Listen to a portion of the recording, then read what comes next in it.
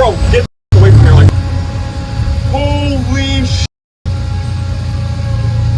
Holy sh**. ¡Corre para atrás, papi! ¿Viste? Te lo estoy diciendo, Dios mío! Holy smokes, an absolutely massive fireball of an explosion after this UPS aircraft with some form of fire at the left wing crashes and explodes. Reportedly, and some of this information may change here, so I'm going to do my best to provide it and provide as much insight into this as we can. So it looks like this is UPS flight 2976, crashing around 5:15 p.m. local time, departing from Louisville Muhammad Ali International Airport in Kentucky en route to Honolulu.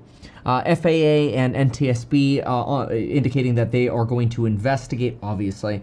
It looks like the cargo plane may have crashed into a Ford facility just off the end of the runway, a manufacturing plant.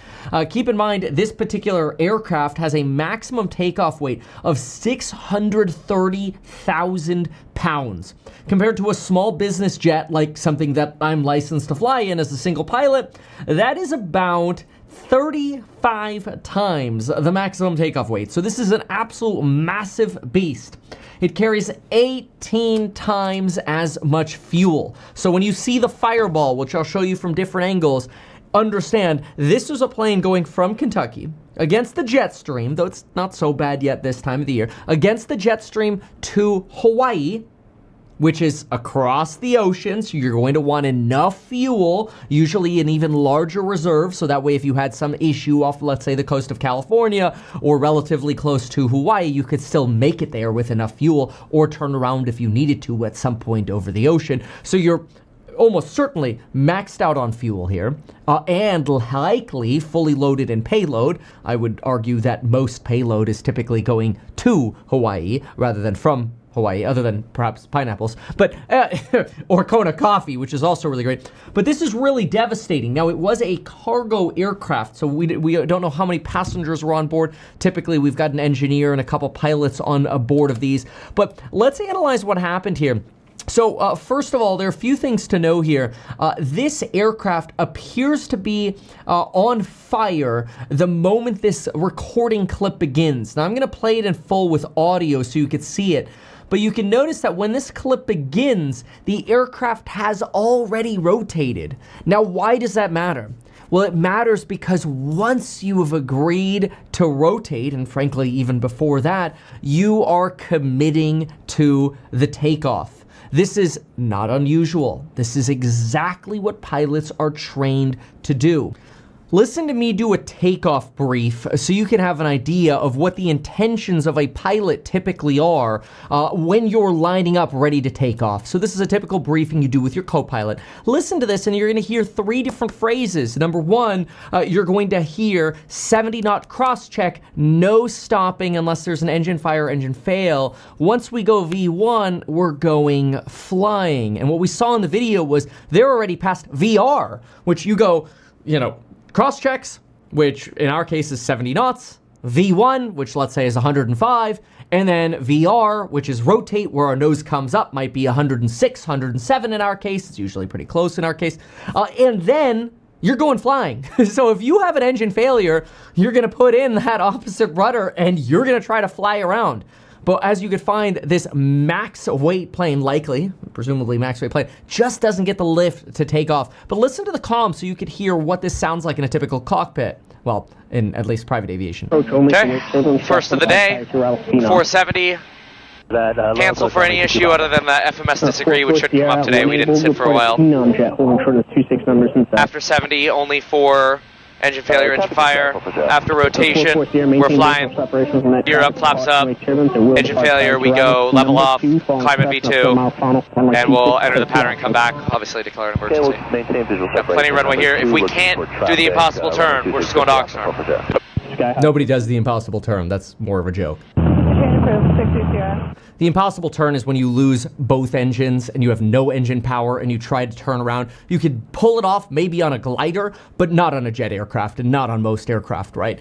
So the point of this is Oxnard, in this case, is a straightaway shot for us to go land into if we need to. Now, we're going to break this down in just a moment, but I want you to see the call-outs, and then you could see, it'll make a lot more sense when we go look at that crash footage, that they're already too late to abort the takeoff. Way too late. Watch this. Takeoff power set. Power set. ATR's at the green. There's speed of 3 times. 70 check. Check. 56 Foxtrot Alpha, camera chair, caution weight chair, V1 runway 26 for takeoff, right down. There. V1 rotate goes really fast for us, so it seems like these are merged. But know that when we said 70, between 70 and V1, that's when we would kill power if we got an engine fire alarm or an engine failure alarm. So my hand is on the throttle between 70, when we shout out 70, you can go back and watch it again if you want. My hand's on the power, on the throttle, and if there's any issue, I yeet that power back and I'm slamming on the brakes. We are stopping, maintain center line, directional control of the aircraft, and get the hell off that runway and figure out what just happened. But now, we're at that V1, beyond that, VR rotate position. My hand moves from the throttle to rotate the aircraft up. At this point, even if I start getting engine fire, engine failure warnings at this point, I need to fly the aircraft. Okay, that's a problem because we're going too fast at this point to stop. Now watch really closely in this video here, and you can see they're well on fire already by the time they've rotated here. The question is, did they know? And of course, what caused this fire? Is it possible that this fire was caused by a lithium-ion battery inside the cargo hold? Some form of component in the cargo hold was, the temperatures on the day were about 57 degrees Fahrenheit about an hour ago in Louisville. So this isn't really a particularly hot day. They should have enough performance, assuming 2 engines. This is about an 11,000 foot runway, but everything needs to go perfectly if you lose an engine. If you had a rolling takeoff, you didn't start all the way at the end of the runway, maybe you even started in, 1 or 2 taxiways in on this runway, you're not gonna have enough lift to actually maintain this takeoff on 1 engine. Could they have maintained this and come back to land? Absolutely. If they didn't hit the trees at the end of the runway. Watch closely. Bro, get Well, the fuck away from here. that's Like, severe fire. No lift. Bro, no, hold on. You can actually see the plane starts dropping here. My guess, and this is a guess, my guess is they may have pulled the flaps up because you could see the landing gear go up. The landing gear, right here is the landing gear. You could see the landing gear goes up, and then the aircraft actually sinks a bit here. It gets lower to the ground in just a moment. There you go. It's getting lower to the ground. That may have been an early retraction of the flaps, honestly. Not sure, but as you can see, it is just not able to gain any additional lift here. So it's I don't want to speculate that this is something that, went oopsie doopsies here in the pilot procedures. Clearly, they were already in the position of rotating when this fire gets more advanced. And given that you're in the front cockpit, you don't see the engine. Unlike a car where the engine block is in front of you, you don't know that there's smoke or fire coming out of the back. The best you can hope for is that air traffic control calls you and says, "You're on fire," assuming your warnings aren't going off. But who knows? This all depends on where the fire is, where the smoke is. Are the smoke detectors responding quickly enough on the actual engine, or where the fire is emanating from? These are all questions we're gonna have. Let's listen to this again in full here because you'll hear some audio from the people filming this. Bro, get the fuck away from here. Like, no. Bro, no, hold on. I think it's gonna crash, bro. Holy shit. Holy shit. Holy shit. Damn, they're dead. They are dead, bro. That's absolutely heartbreaking. Not only is this heartbreaking, but look at the tilt there to the left. You could see this tilt slightly to the left. This is a very common yaw that you're going to get to the left. because the left engine is now going to start losing thrust. And presumably on takeoff here, if they got the engine fire or engine failure alarm bells, they would have set the thrust on that left engine to idle and then started working their emergency procedures, such as cutting fuel flow to that engine. But it's too late. The thing is so heavily on fire and we're not gaining lift. You can almost see the frustration here of that nose pull up a little bit more because they realize how close they are to the ground and that they're just not going flying. It's possible then that they also, and this is unknown, but it is possible that because of the nervousness of coming towards the end of this runway without gaining enough altitude, it is possible they over-rotated. Now, again, I'm not here to blame a pilot. It's likely these pilots have way more hours than I do, and these are just the terrible situations that can happen in aviation. But I want to explain why that would be a natural reaction. Think about this. Let's take this hairbrush thingy majiggy here, and let's assume you're flying that aircraft. You're the pilot of that aircraft. Then you pull up. You get an engine failure. The first thing that we're typically taught to do, as you actually saw in my radio transmission, is level off and then climb with our one engine out procedure. That is going to be at a significantly reduced climbing altitude or pitch. That's because especially if you're full of fuel and especially if you're full of cargo and especially if you're on one engine, your stall speed is going to be much lower. So in other words, you're likely at this higher pitch to stall much more quickly. That sucks. You don't want to stall the aircraft because now what can happen is the engine goes out. Technically, we should be leveling off a bit and flying very, very slowly. This is why we have obstacle departure procedures at airports, so that way we can fly a departure on one engine at a very, very slight elevation. Theoretically, if there are no trees at the end of the runway, or if you had all of the end of the runway, if all of the factors were perfect, assuming they didn't have a rolling takeoff start, assuming they didn't enter at an earlier taxiway, assuming they responded immediately by leveling off that pitch, technically, you should be able to clear a 50-foot obstacle at the end of that runway and climb at a very, very nominal pitch. I mean, technically, you're flying when you're 50 to 100 feet off the ground. As long as you don't hit anything, you can fly at a very, very, very low altitude. Doesn't give you a lot of margin of safety, but it gives you enough very slow climbability to get on one engine that turn and get back to that airport, get back in the pattern and come land at that airport again.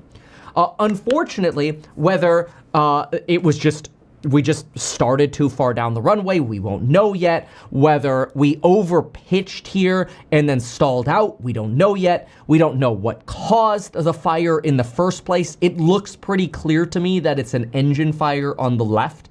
Like the cowling looks like at this point it's just fully engulfed. And unfortunately, this could have been a very small fire that was just undetected for whatever reason in the engine, some form of oopsie-doopsies, basically, that when they gave full throttle, you actually provided more air and more fuel to the fire before the alarms and detectors could actually pick up on the crisis that was unfolding.